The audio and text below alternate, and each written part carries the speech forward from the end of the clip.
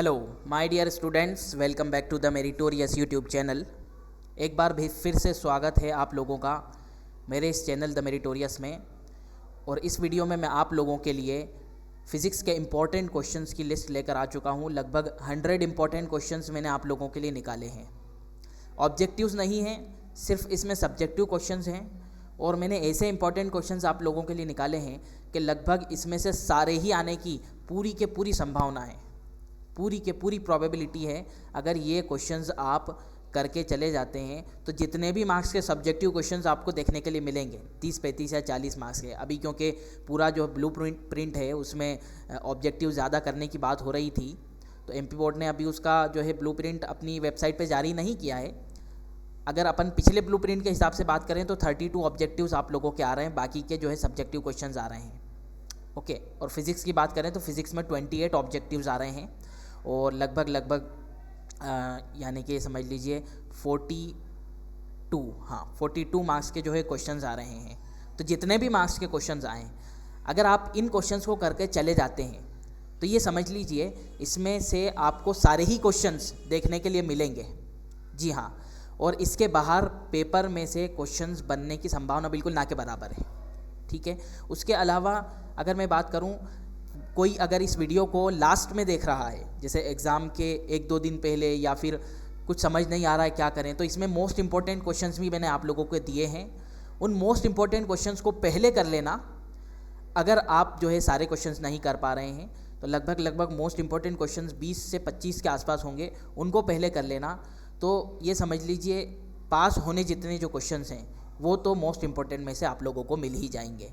वरना मेरा रिकमेंडेशन तो ये है कि आप अगर इसके पूरे क्वेश्चंस करेंगे तो आप लोगों को कोई भी प्रॉब्लम नहीं होगी। ये समझ लीजिए 90 अबव परसेंट तो आप लोगों को क्वेश्चंस देखने के लिए इसमें से मिलेंगे।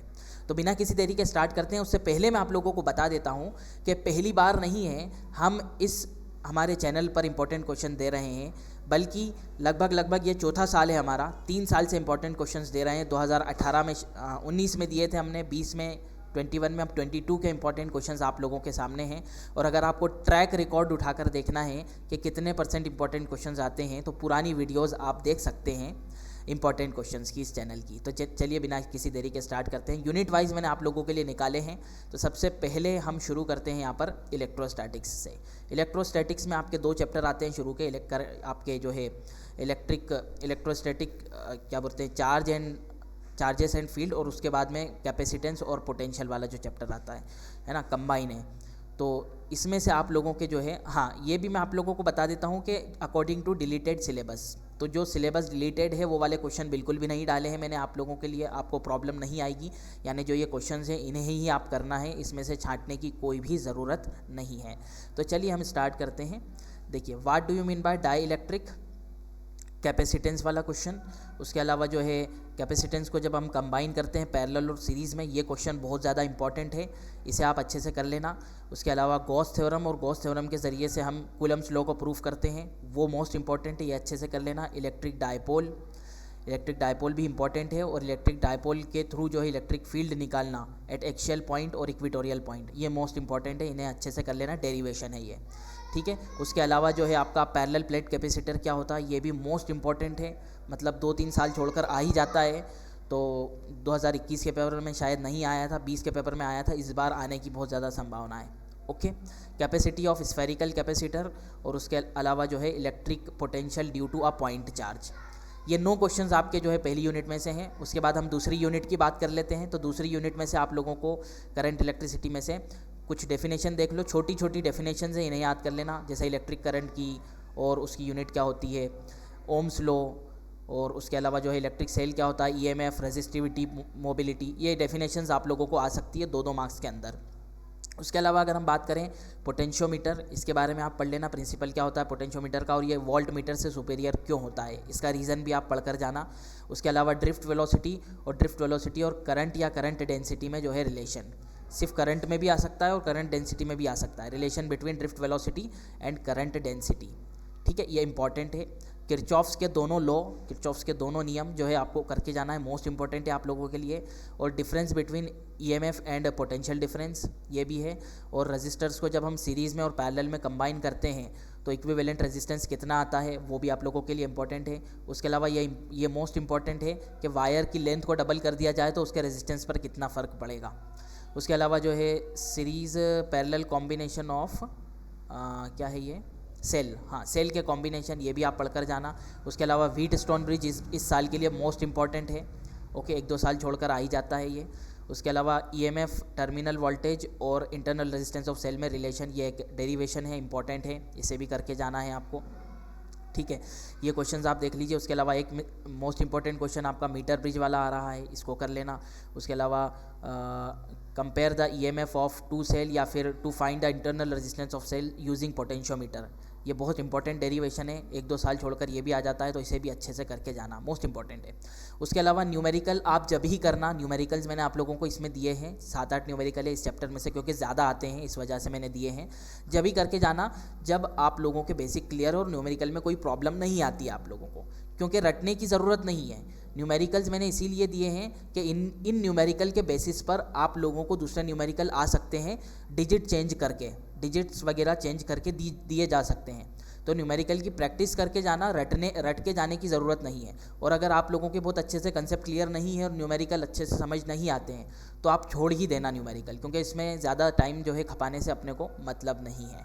ठीक है, उसके अलावा जो है अगली यूनिट में से अपन देखें तो नेक्स्ट यूनिट में से मूविंग चार्जेस एंड मैग्नेटिज्म, ये नेक्स्ट यूनिट है, जिसमें से एक चैप्टर तो पूरा डिलीटेड हो गया है, तो उसमें से मैंने कुछ भी क्वेश्चंस नहीं दिए हैं। व्हाट इज़ शंट और इसकी प्रिंसिपल क्या होता है वो लिखना है अपने को। Obtain the expression for intensity of magnetic field at a point on axis of a current carrying circular loop, ठीक है, ये मोस्ट इंपॉर्टेंट है। बायोट-सेवर्ट लॉ मोस्ट इंपॉर्टेंट है। उसके अलावा जो है with the help of Biot-Savart law obtain the expression for magnetic field near uh straight conductor, ये भी मोस्ट इंपॉर्टेंट है, इसको अच्छे से करके जाना। मूविंग कॉइल गैल्वेनोमीटर की प्रिंसिपल क्या होता है ये भी अच्छे से करके जाना। ठीक है, क्या बोलते हैं, एम मीटर में कैसे कनेक्ट करते हैं और वोल्ट मीटर में कैसे कनेक्ट करते हैं गैल्वेनोमीटर को, ये भी अच्छे से करके जाना। ओके उसके अलावा है सर्कुलर कॉइल जो है उसके थ्रू सेंटर पर जो है हम क्या मैग्नेटिक फील्ड कितनी निकलती है, डेरिवेशन है, इसको भी करके जाना। टोरॉइड और सोलेनॉइड, ठीक है, इसके अंदर की जो मैग्नेटिक फील्ड है वो कितनी आती है, ये भी एक डेरिवेशन है, करके जाना है। साइक्लोट्रॉन, एम्पियर सर्किटल लॉ, उसके अलावा जो है derive the expression for force acting on two parallel current carrying wires, straight wires. उसके अलावा जो है आपके torque acting on a rectangular circular loop, ये क्वेश्चंस आप लोगों को करके जाना। 12 क्वेश्चन है इस पूरी यूनिट में से। ओके, और डिलीटेड जो सिलेबस था, डिलीटेड टॉपिक थे, उसके मैंने नहीं दिए, तो उसकी चिंता करने की ज़रूरत नहीं है। यूनिट नंबर 4 जो है आपकी electromagnetic induction and alternating current, इसमें से आप लोगों को जो है लॉन्ग सोलेनॉइड के थ्रू म्यूचुअल इंडक्शन क्या होता है मोस्ट इंपॉर्टेंट है, इसको तो करके ही जाना है। ट्रांसफार्मर कितने प्रकार के होते हैं, स्टेप अप ट्रांसफार्मर और स्टेप डाउन ट्रांसफार्मर, इसका जो है डेरिवेशन होता है, एक्सप्लेनेशन होता है, ये करके जाना मोस्ट इंपॉर्टेंट है। उसके अलावा अगर हम बात करें अल्टरनेटिंग करंट जो है जिसमें सिर्फ कैपेसिटर लगा हुआ है या जिसमें सिर्फ जो है इंडक्टर लगा हुआ है और जिसमें सिर्फ रजिस्टर लगा हुआ है, ठीक है, दोनों में तीनों में से कुछ भी आ सकता है। रेजिस्टिव सर्किट, कैपेसिटिव सर्किट और इंडक्टिव सर्किट, आप पढ़ने जाओगे तो आपको समझ में आ जाएगा क्या भला है ये एक्चुअल में, इसको करके जाना। और ये तो मोस्ट इंपॉर्टेंट है एलसीआर सर्किट वाला, अगर एलसीआर करते हैं तो साथ ही साथ आप जो है एलसी सर्किट, आरसी सर्किट और एलआर सर्किट ये भी करना है, अच्छे से करना है, क्योंकि इसमें से कुछ ना कुछ हर साल आता ही आता है, मोस्ट इंपॉर्टेंट है ये, ठीक है, इसे अच्छे से कर लेना। ठीक है, इसके पॉइंट्स को ध्यान में रखते हुए कर लेना, सिंपल होता है, 1-2 बार डेरिवेशन करोगे समझ में आ जाएगा। क्यू फैक्टर क्या होता है, ये डेरिवेशन ये भी मोस्ट इंपॉर्टेंट है, इसे भी अच्छे से करके जाना। डीसी मोटर क्या होता है, डायनामो यानी कि जो जनरेटर होता है, एसी जनरेटर, वो क्या होता है। उसके अलावा जो है ये मोस्ट इंपॉर्टेंट क्वेश्चन है, इसको कर लेना।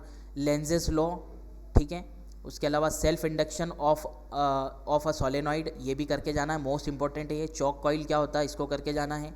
Faraday's laws of electromagnetic induction, magnetic flux क्या होता है, और ये वाला डेरिवेशन मोस्ट इंपॉर्टेंट है, इसे भी अपने को कर जाना है। ठीक है, IRMS जो निकालना है उसका डेरिवेशन होता है, ये भी अच्छे से आप लोगों को करके जाना है। ओके, एडी करंट क्या होता है, चॉक कॉइल पहले ही शायद मैंने दे दिया है, हाँ पहले दे दिया, डबल रिपीटेड हो गया है, तो इसको काट देते हैं अपन यहाँ से चॉक कॉइल को। जी हाँ, तो चॉक कॉइल यहाँ से कट जाएगा। ओके, चॉक कॉइल को मैं काट देता हूँ यहाँ से। EMF electromotive force induced across the end of the conducting rod moving in uniform magnetic field, इसको भी अच्छे से करके जाना है। पहले ही मैं फिर भी बोल रहा हूँ आप लोगों को कि मोस्ट इंपॉर्टेंट क्वेश्चन अच्छे से कर लेना, ठीक है। उसके अलावा अगर हम बात करें इलेक्ट्रोमैग्नेटिक वेव्स में से, तो ब्रूस्टर्स लॉ है, ये मोस्ट इंपॉर्टेंट है। इंटरफेरेंस ऑफ लाइट है, मोस्ट इंपॉर्टेंट है। हाइगन प्रिंसिपल ऑफ सेकेंडरी वेवलेट, ये भी इंपॉर्टेंट है। Double slit experiment most important है। डिफ्रैक्शन और इंटरफेरेंस में डिफरेंस बिटवीन इंपॉर्टेंट है। ये वाला डेरिवेशन मोस्ट इंपॉर्टेंट है। तो इसमें सबसे ज़्यादातर मैंने मोस्ट इंपॉर्टेंट क्वेश्चन ही दिए हैं शुरू के। फिर बाद के जो है कुछ क्वेश्चन है और कुछ छोटी छोटी डेफिनेशंस हैं, इन्हें अच्छे से करके जाना, क्योंकि डेफिनेशंस आजकल एमपी बोर्ड में डेफिनेशंस बहुत आ रही हैं छोटी छोटी, ठीक है। बच्चे वो करके जाते नहीं, बड़े बड़े डेरिवेशंस करते हैं, तो बड़े क्वेश्चंस तो वो आसानी से अटेम्प्ट कर लेते हैं, लेकिन 2-2 मार्क्स के जो क्वेश्चन आ रहे हैं उसमें बेसिक डेफिनेशन आजकल पूछी जा रही है। पिछले 3-4 साल से देखने में ये चीज़ आ रही है। तो डेफिनेशंस बिल्कुल भी आप लोगों को छोड़ना नहीं है। 2-2, 3-3 लाइन, 4-4 लाइन की डेफिनेशंस होती हैं, इन्हें आप लोगों को बिल्कुल करके जाना है, ताकि 2 मार्क्स के भी क्वेश्चन हमारे ना छूटे, ठीक है। ट्रांसपेरेंट मीडियम, ये एक न्यूमेरिकल टाइप क्वेश्चन है, इसे भी आपको करके जाना है। रे ऑप्टिक्स और ऑप्टिकल इंस्ट्रूमेंट, इसमें डेफिनेशंस हैं रिफ्लेक्शन रिफ्रैक्शन की, laws of reflection, parallax, conjugate foci, ठीक है। उसके अलावा जो है आपका पावर ऑफ लेंस, ये सब इंपॉर्टेंट है, इसको अच्छे से कर जाना है अपने को। और ये कुछ जो है डेरिवेशंस हैं, इन्हें आप देख लीजिए। मोस्ट इंपॉर्टेंट डेरिवेशन है ये वाले, ये मोस्ट इंपॉर्टेंट है। उसके अलावा जो है डिस्पर्जन विदाउट डेविएशन और डेविएशन विदाउट डिस्पर्जन, प्रिज्म वाला जो है ये एक डेरिवेशन है। दो हैं, एक जैसे हैं, तो दोनों को अच्छे से करके जाना है अपने को। रेगुलर और इरेगुलर जो है रिफ्लेक्शन क्या होता है, एक डेरिवेशन ये है, मोस्ट इंपॉर्टेंट है। टोटल इंटरनल रिफ्लेक्शन क्या होता है, मोस्ट इंपॉर्टेंट क्वेश्चन है, इसे भी अच्छे से करके जाना। मिरर फार्मूला डिराइव करना, ये भी अच्छे से करके जाना, ओके। उसके अलावा जो है ये मोस्ट इंपॉर्टेंट डेरिवेशन है, ये भी मोस्ट इंपॉर्टेंट डेरिवेशन है। जितने भी डेरिवेशंस है इस चैप्टर में से, इस पूरी यूनिट में से, वो तो करके ही जाना है, उसको तो छोड़ना ही नहीं है। डेरिवेशंस आपको देखने के लिए मिल ही जाते हैं, ओके। इसके अलावा अगर हम बात करें तो ऑप्टिकल इंस्ट्रूमेंट जो है simple microscope, compound microscope, terrestrial telescope, astronomical telescope, इनके डेरिवेशंस होते हैं। ये मतलब आते ही आते हैं, पहले तो बहुत ही आते थे, लेकिन अभी जब सिलेबस चेंज हुआ है उसमें से 2 या 3 बार आए हैं, दो बार आए हैं। 3 जैसे 2018 में सिलेबस चेंज हुआ था, तो 19 में एक जो है शायद सिंपल माइक्रोस्कोप का या कंपाउंड माइक्रोस्कोप का क्वेश्चन दे दिया था। तो माइक्रोस्कोप वाले जो है क्वेश्चन, उनका डायग्राम वगैरह, ठीक है, लेबल डायग्राम, उसका फॉर्मूला, ये सब अपने को अच्छे से करके जाना है, ओके। उसके अलावा जो है dual nature of radiation and matter, इसमें से आइंस्टीन इक्वेशन, इसका डेरिवेशन है। कुछ छोटी छोटी डेफिनेशंस है, थर्मायोनिक इमिशन है, जैसे थ्रेशोल्ड फ्रीक्वेंसी है, वर्क फंक्शन है, मैटर वेव्स है, छोटी छोटी डेफिनेशंस है, इनको अच्छे से करके जाना है। डी ब्रोगली वेव और उसकी जो है equation, photo electric effect most important है, ओके। डी ब्रोगली वेव की जो इक्वेशन है ये भी मोस्ट इंपॉर्टेंट ही लिख लो आप तो, ठीक है, इनको भी छोड़ के नहीं जाना है अपने को।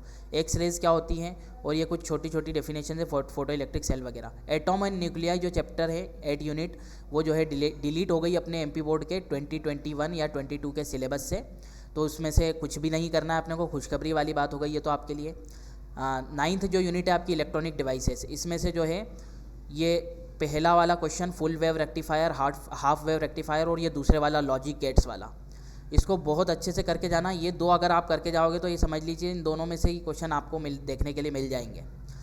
फिर जो है P type N type semiconductor क्या होता है, फॉरवर्ड बायस और रिवर्स बायस में उसको किस तरह से जो है डायोड बनाया जाता है, ये भी अच्छे से करके जाना है। Difference between P type and N type semiconductor, और इंट्रिंसिक सेमी कंडक्टर और एक्सट्रिंसिक सेमी कंडक्टर क्या होते हैं, ये क्वेश्चंस आप लोगों के हैं। लगभग 100 क्वेश्चन के आसपास मैंने आप लोगों के लिए निकाले हैं, और बहुत ही बढ़िया क्वेश्चन हैं। इन पर आप ट्रस्ट करके आपकी तैयारी अगर बिल्कुल भी नहीं है तो शुरू कर सकते हैं, और पहले मोस्ट इंपॉर्टेंट क्वेश्चन कर लेना, उसके बाद अगर और वक्त बचता है तो इंपॉर्टेंट सारे क्वेश्चन, मैं तो ये रिकमेंड करूँगा कि सारे ही क्वेश्चन आप करो, ओके।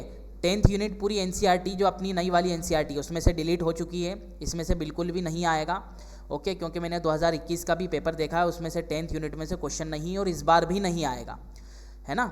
तो 10th यूनिट पूरी डिलीट हो चुकी है, उसमें से कुछ भी करने की ज़रूरत नहीं है। तो ये जितने भी क्वेश्चंस हैं इन्हें आप अच्छे से कर लीजिए, आप लोगों के काम के ही क्वेश्चंस हैं ये। और अगर आपको इसकी पीडीएफ चाहिए तो हमारा टेलीग्राम चैनल है, उसका लिंक डिस्क्रिप्शन में आप लोगों को मिल जाएगा, उसको जाकर आप ज्वाइन कर लीजिए। चैनल को अगर सब्सक्राइब नहीं किया सब्सक्राइब कर लीजिए। इसी तरह की आप लोगों को वीडियोस फ्यूचर में भी चाहिए, ढेर सारी अभी तो वीडियोस आने वाली है, क्योंकि अब एग्ज़ाम करीब है। आप लोगों के लिए वीडियोस जो है रेगुलरली बनाना मैं शुरू करूँगा, और कोई भी डाउट, कोई भी क्वेरी हो आपकी तो कमेंट में नीचे पूछना ना भूलें और चैनल को सब्सक्राइब कर लीजिए और इसे वीडियो को ज़्यादा से ज़्यादा शेयर कीजिए। Thanks for watching for this video. मिलते हैं आपसे अगली वीडियो में।